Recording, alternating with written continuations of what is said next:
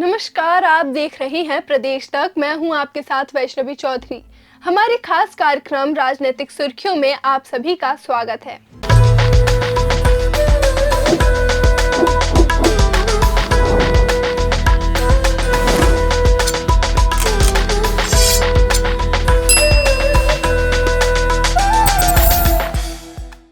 आज हम ऐसे ही कुछ राजनीतिक मुद्दों पर चर्चा करने वाले हैं जिसने देश की सियासत में सरगर्मी बढ़ाने का काम किया है।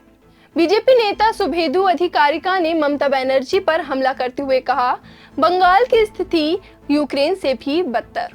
22 मई सोमवार को बंगाल भारतीय जनता पार्टी के दिग्गज नेता शुभेंदु अधिकारी ने पश्चिम बंगाल में ममता बनर्जी की अगुवाई वाली टीएमसी यानी तृणमूल कांग्रेस की सरकार पर जोरदार प्रहार करते हुए कहा कि जब से पश्चिम बंगाल में ममता बनर्जी की सरकार आई है तब से राज्य की स्थिति यूक्रेन से भी बदतर हो गई है। हालांकि ये कोई पहली बार नहीं है कि जब भाजपा और ममता के बीच इस तरह की जुबानी जंग छिड़ी हो। इस बार शुभेंदु अधिकारी द्वारा टीएमसी के खिलाफ मोर्चा खोलने की वजह पश्चिम बंगाल में अवैध पटाखों से जुड़े एक और विस्फोटक दुर्घटना मामला है। मीडिया रिपोर्ट्स की माने तो पश्चिम बंगाल में बीते 7 दिनों की अवधि में इस तरह का यह तीसरा विस्फोट है। कल भाजपा नेता शुभेंदु अधिकारी ने पत्रकार वार्ता के दौरान कहा, पश्चिम बंगाल की स्थिति बस से बदतर होती जा रही है। यूक्रेन में रूस यूक्रेन युद्ध के दौरान हुई विस्फोटों की संख्या ममता के शांतिपूर्ण बंगाल की तुलना में कम है। केरल में राहुल गांधी पर बरसी स्मृति ईरानी, कहा वायनाड से भी ले विदा, नहीं तो अमेठी जैसा हाल होगा। भाजपा की दिग्गज नेता और केंद्रीय मंत्री स्मृति जुबिनी ईरानी ने केरल में एक राजनीतिक सभा के दौरान कांग्रेस के पूर्व राष्ट्रीय अध्यक्ष और नेता राहुल गांधी पर जमकर बरसी और सभा को संबोधित करते हुए मजाकिया अंदाज में हंसते हुए कहा, वायनाड से जो सांसद रहे हैं उन्हें अमेठी से मैंने ही विदा किया था।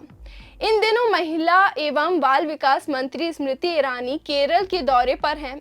यहाँ एक कार्यक्रम के दौरान उन्होंने कहा, मेरा सौभाग्य है कि मैंने वर्षों से कांग्रेस और राहुल गांधी के गढ़ रहे उत्तर प्रदेश में अमेठी से राहुल गांधी की विदाई करके उन्हें वहां से दूर वायनाड भेज दिया। स्मृति ईरानी ने आगे कहा कि अगर वह वायनाड में रहते हैं तो यहाँ का भी हाल अमेठी की तरह कर देंगे, क्योंकि जब वह अमेठी से सांसद थे तो वहाँ के 80% लोगों की सामान्य जरूरतें तक पूरी नहीं हो रही थी। अमेठी की जनता को ना तो साफ पानी मिलता था और ना ही बिजली। इतना ही नहीं, अमेठी में एक फायर स्टेशन और कोई मेडिकल कॉलेज तक नहीं था, ना ही एक भी केंद्रीय विद्यालय था। इसलिए अब वायनाड की जनता को सुनिश्चित करना होगा कि वह कैसा भविष्य चाहते हैं। कर्नाटक में सीएम पद के बाद अब मंत्रालय को लेकर छिड़ा घमासान। कर्नाटक में चुनाव जीतने के बाद भी कांग्रेस की मुश्किलें कम होने का नाम नहीं ले रही हैं। एक के बाद एक कोई ना कोई नई चुनौती सामने आ जाती है। जैसे तैसे मुख्यमंत्री की कुर्सी का विवाद सुलझा तो अब मंत्रालय को लेकर कांग्रेस आला कमान के लिए नया सिरदर्द पैदा हो गया है। मीडिया रिपोर्ट से प्राप्त जानकारी के अनुसार राज्य में केंद्रीय महासचिव और 6 बार के विधायक दिनेश गुड्डू राव समेत कई विधायकों को पहली सूची में जगह नहीं मिलने पर नाराजगी जाहिर कर दी है। इसका बड़ा कारण कर्नाटक के मुख्यमंत्री और उप मुख्यमंत्री के बीच झाड़-घाट की कमी है।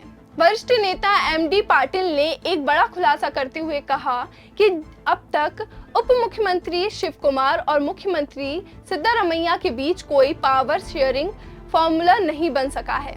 बता दें, हाल ही में मुख्यमंत्री के शपथ ग्रहण कार्यक्रम में सीएम और डिप्टी सीएम के साथ 8 विधायकों ने भी मंत्री के रूप में शपथ ली थी। नए संसद भवन के उद्घाटन को लेकर बीजेपी और कांग्रेस के बीच छिड़ा संग्राम। इन दिनों देश में नए संसद भवन के उद्घाटन को लेकर एक नया सियासी संग्राम छिड़ा दिख रहा है, जिसमें सोमवार को सत्ताधारी भाजपा और कांग्रेस सहित अन्य विपक्षी पार्टियों के बीच जबरदस्त जुबानी जंग देखने को मिली है।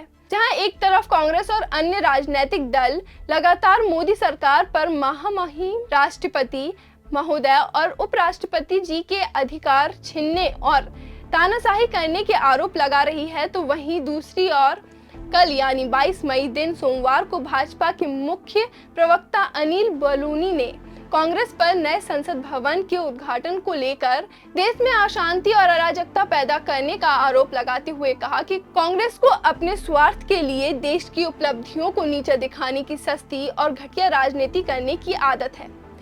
एक तरफ जब पूरा देश नए संसद भवन के निर्माण पर गौरवान्वित महसूस कर रहा है, तो वहीं दूसरी ओर कांग्रेस के वरिष्ठ और दिग्गज नेता फिर से सियासत के निचले स्तर पर आ गए हैं। देश के इन अहम मुद्दों पर आपकी क्या राय है, हमें कमेंट करके जरूर बताएं। और इसी तरह की तमाम खबरों के लिए देखते रहें प्रदेश तक। धन्यवाद।